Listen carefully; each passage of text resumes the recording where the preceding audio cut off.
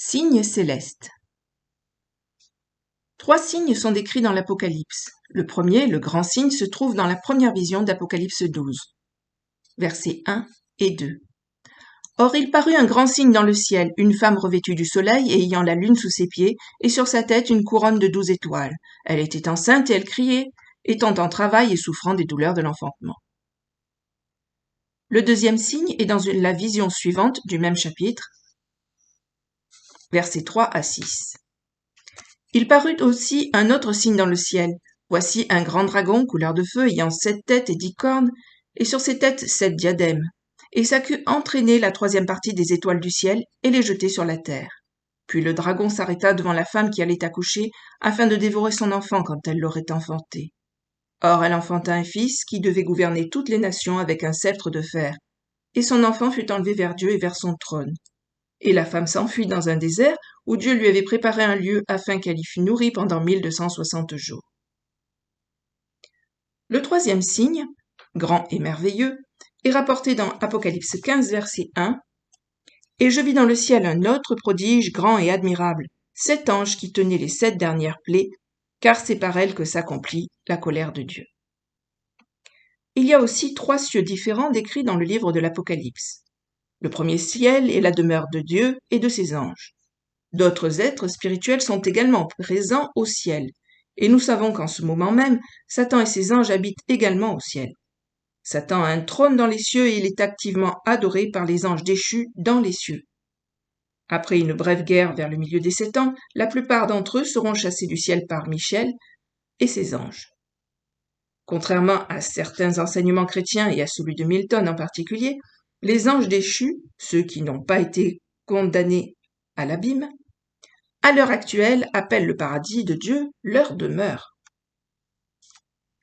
Le 2e ciel se réfère aux cieux étoilés, l'endroit où le soleil, la lune, les étoiles et les planètes marquent le passage du temps.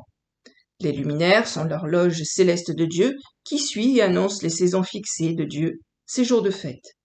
La lune croît et décroît chaque mois, et le soleil détermine à la fois les 24 heures d'une journée et le passage des années. Les anomalies du soleil, de la lune et des étoiles sont des capteurs d'attention et sont utilisés par Dieu pour désigner des événements importants, comme l'étoile de Bethléem qui a annoncé la naissance du Christ, ou pour diriger notre attention vers des points d'inflexion spirituelle. Genèse 1, versets 14 et 15. Dieu dit qu'il y ait des luminaires dans l'étendue du ciel pour séparer le jour d'avec la nuit, que ce soit des signes pour marquer les époques, les jours et les années, et qu'ils servent de luminaires dans l'étendue du ciel pour éclairer la terre, et cela fut ainsi. Enfin, le ciel au-dessus de nous, l'étendue où volent les oiseaux, est également appelé ciel ou milieu du ciel. La signification spécifique du mot ciel dans l'Apocalypse sera comprise à partir du contexte du passage. Un grand signe. Or il parut un grand signe dans le ciel, une femme revêtue du soleil ayant la lune sous ses pieds, et sur sa tête une couronne de 12 étoiles. Elle était enceinte et elle criait, étant en travail et souffrant des douleurs de l'enfantement. Apocalypse 12, versets 1 et 2. Comme l'étoile de Bethléem, qui était le signe dans les cieux, signalant aux sages de l'Est que le Sauveur du monde était né, le grand signe d'Apocalypse 12, verset 1, était censé nous dire qu'un monumental événement d'une grande importance spirituelle était sur le point d'avoir lieu et que Dieu était sur le point d'entrer dans une nouvelle phase de son plan rédempteur. Parce que le soleil, la lune et les étoiles sont spécifiquement nommés dans cette vision, nous pouvons supposer que ce signe a effectivement eu lieu dans les cieux étoilés parmi le soleil, la lune et les étoiles, comme l'étoile de Bethléem. Dieu a créé le soleil et la lune pour séparer le jour de la nuit et pour distinguer les mois et les années.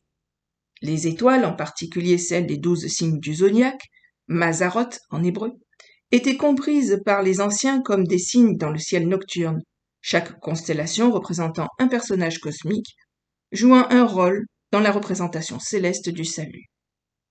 À l'époque biblique, les croyants comprenaient que l'histoire du salut et de la redécouverte de l'humanité était racontée à travers les différentes constellations qui composent les Mazzaroth.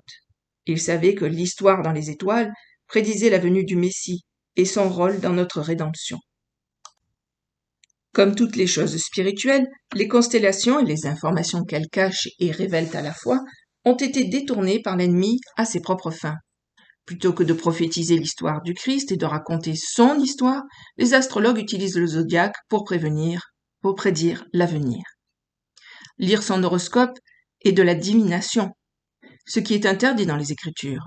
En conséquence, la plupart des chrétiens sincères croient que tout ce qui est en relation avec les signes du zodiaque est interdit, et la plupart des chrétiens évangéliques hésitent à attribuer une signification biblique ou spirituelle aux étoiles. L'humanité moderne en général est ignorante et inconsciente du vrai message que Dieu a placé dans les étoiles, un message que les luminaires communiquent en silence, nuit après nuit. Nous savons que le ciel étoilé, l'armée des cieux, est originaire de Dieu. Les étoiles racontent l'histoire du salut, depuis la naissance virginale du Christ, représentée par la constellation de Virgo, la Vierge, au règne du Christ, qui est le lion de la tribu de Juda, représenté par la constellation Léo, le lion. Psaume 19, versets 1 à 4. Les cieux racontent la gloire de Dieu, l'étendue fait connaître l'œuvre de ses mains, le jour parle au jour, et la nuit enseigne la nuit. Ce n'est pas un langage, ce ne sont pas des paroles dont la voix ne s'entende pas. Leur voix se répand par toute la terre, et leurs paroles jusqu'aux extrémités du monde. Chaque nuit, année après année, les étoiles témoignent silencieusement de l'histoire de l'Évangile. Les constellations individuelles qui composent le zodiaque sont reconnues dans le monde entier. Il y a une histoire universelle dans les étoiles, qui a été lue par l'humanité depuis l'Antiquité, et c'est fondamentalement la même histoire d'une culture à l'autre, racontée de différentes manières par presque tous les groupes humains sur Terre. Ce qui est convaincant à propos du grand signe décrit dans Apocalypse 12, versets 1 et 2, c'est que cette vision semble dépeindre un alignement astronomique réel dans le ciel étoilé. Un alignement qui a eu lieu en septembre 2017.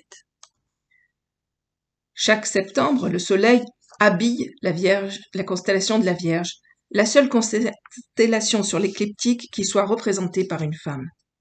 La constellation des 9 étoiles du Lion est toujours au-dessus de la tête de la Vierge, mais en 2017, les étoiles errantes de Mercure, Mars et Vénus sont entrées dans la constellation du Lion en ajoutant 3 étoiles supplémentaires aux 9 déjà présentes dans le Lion, créant ainsi une couronne de 12 étoiles pour la femme. La planète Jupiter se déplace à travers chacune des constellations de l'écliptique tous les 12 ans. En 2017, Jupiter était dans la Vierge et était en mouvement rétrograde à l'intérieur de la Vierge depuis 9 mois, la durée d'une gestation humaine moyenne. Puis le 23 septembre 2017, le croissant de lune est apparu sous les pieds de la Vierge et Jupiter a commencé sa sortie de la constellation après avoir été dans le ventre de la Vierge pendant toute la durée d'une grossesse à terme. Beaucoup de ceux qui ont étudié cet alignement rare ont conclu qu'il s'agissait en effet de l'accomplissement du grand signe décrit par Apocalypse 12 avec tant de détails. Un alignement astronomique qui ne se produit qu'une fois tous les 7000 ans et qui a eu lieu pendant les dernières heures de la fête des trompettes qui dure 2 jours et qui avait débuté le 21 septembre 2017. Le grand signe dans les cieux étoilés était le point culminant de la fête des trompettes et je crois que ce signe était le son d'une trompette, un réveil très fort pour tous ceux qui avaient des oreilles pour entendre. Que Dieu était maintenant prêt à lancer une nouvelle phase dans l'histoire de la rédemption, la dernière partie du jeu.